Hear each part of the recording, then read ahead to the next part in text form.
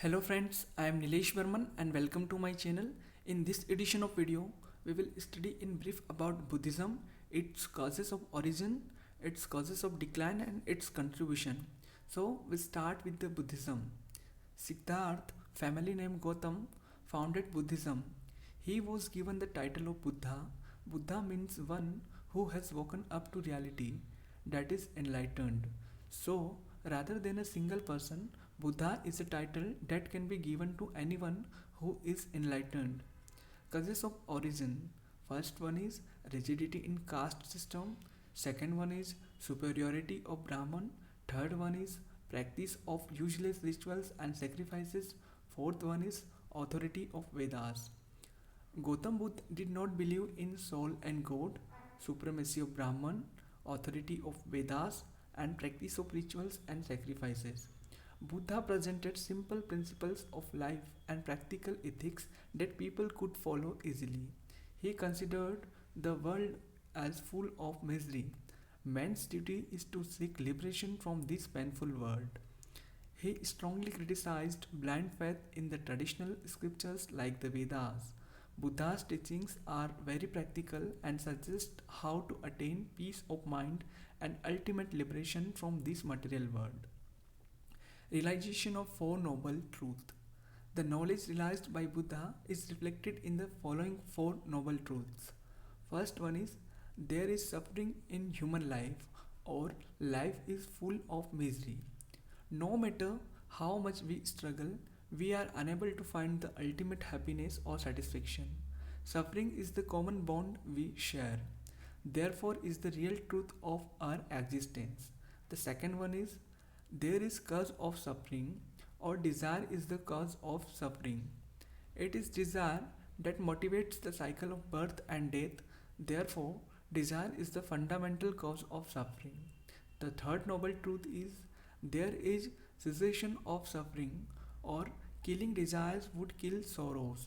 The third noble truth tells that when passion, desire, and love of life are totally destroyed, pain stops.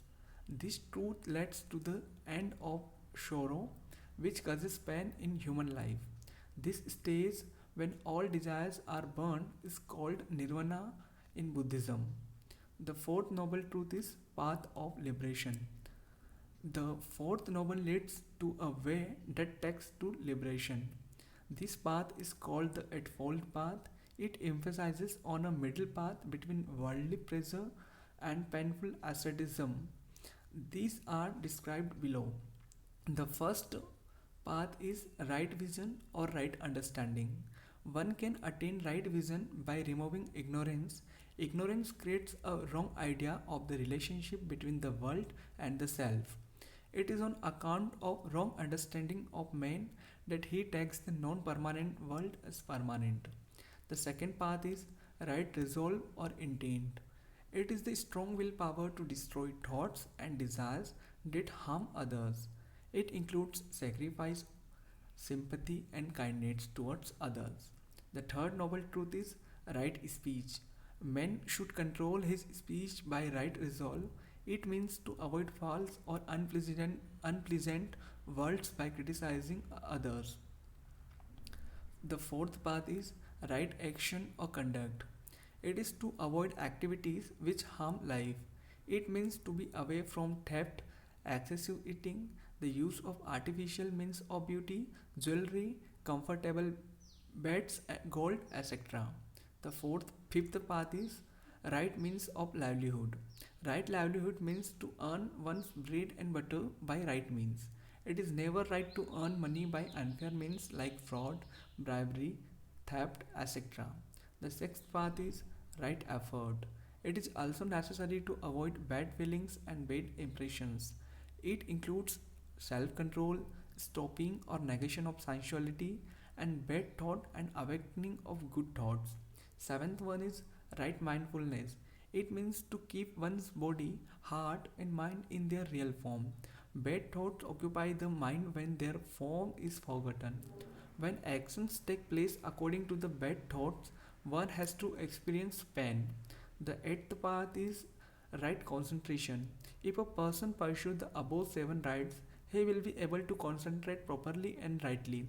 One can attain nirvana by right concentration or meditation. Now we will study the rise of Buddhism. Buddhism mainly rises because of this reason. The first one is influence of time, means at that time the rigidity in caste system causes its origin.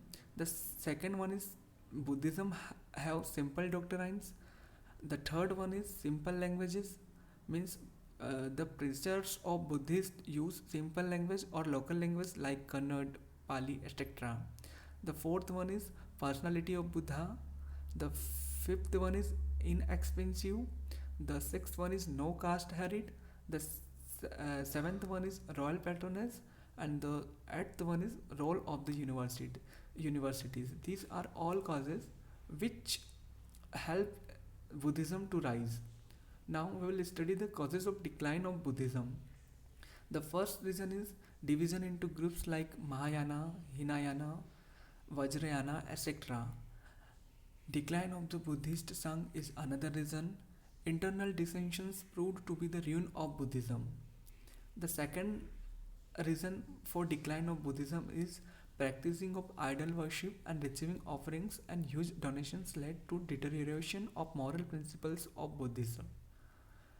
Third one is the revival of Brahmanical Hinduism also gave a setback. The fourth one is foreigners' invasion.